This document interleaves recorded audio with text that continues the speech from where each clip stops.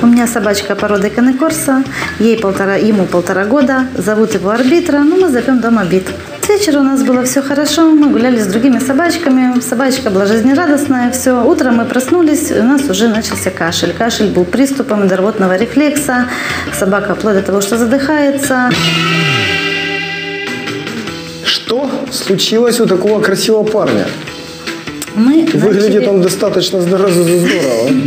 Да, выглядим мы хорошо, но чувствуем себя плохо. Мы начали кашлять. Буквально утром с 5 утра где-то у нас это все началось с приступами. А вы температуру не мерили утром? Не мерили.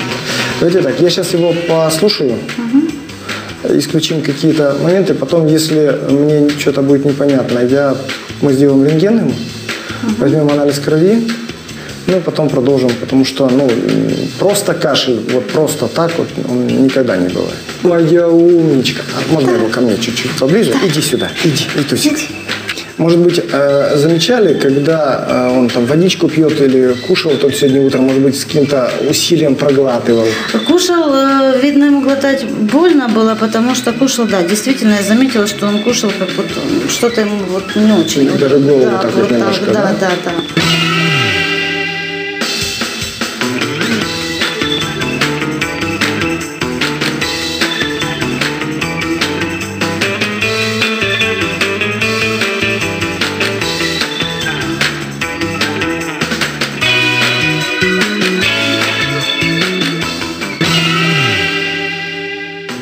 Кроме как того, что у нас чуть увеличены лимфоузлы и гиперемирована, то есть красная глотка, никаких как бы особо других изменений в плохую сторону, во всяком случае, нету.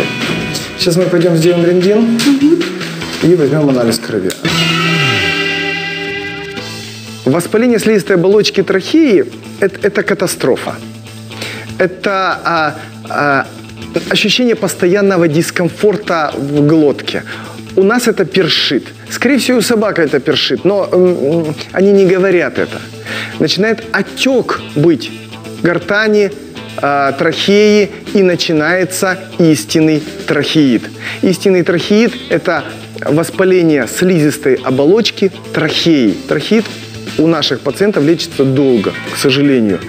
Наиболее частая причина, опять же, у собак это вирусные заболевания верхних дыхательных путей или аллергический трахеид. Основная возможность избежать, если мы говорим про инфекционные заболевания трахеи, то это вакцинация своевременная. Основное направление профилактики аллергического трахеита – это исключение контакта с аллергеном. Лечить очень просто. Это все при аллергическом убираем аллерген, при инфекционном просто лечим инфекцию. При этом нужно назначать какие-то препараты, которые смачивают его, то есть какие-то аэрозоли, какие-то паровые ванны, какие-то вдыхание каких-то фитонцидов, чтобы усилить реактивность, усилить способность восстанавливаться слизистой, ускорить процесс выздоровления. Здорово. Я тебя намучил сегодня уже, да? Я тебя уже намучил сегодня, моя умничка. Ты меня извини, пожалуйста. Значит, по рентгену у нас с легочными полями вообще все хорошо. Вот этот кашель не связан ни с легкими, ни с бронхами, ни с чем. По рентгену мы увидели, что увеличена слизистая оболочка трахеи. Соответственно, мы можем это интерпретировать как трахеид.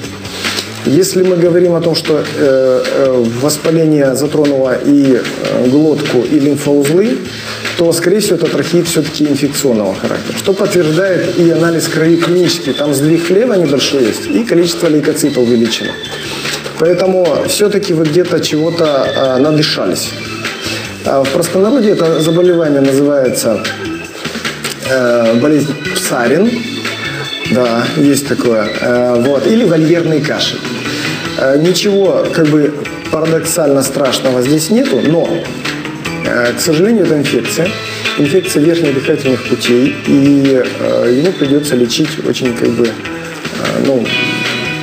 сложной долей. Из лечения здесь будут назначены таблеточки, здесь будет назначена ингаляции, вот. Ну и местное орошение какими-то дезинфицирующими средствами. Возможно, через какое-то время мы добавим еще иммуностимуляторы. Но пока это не нужно, потому что иммунитет, в принципе, у этой собаки достаточно хорошо развит.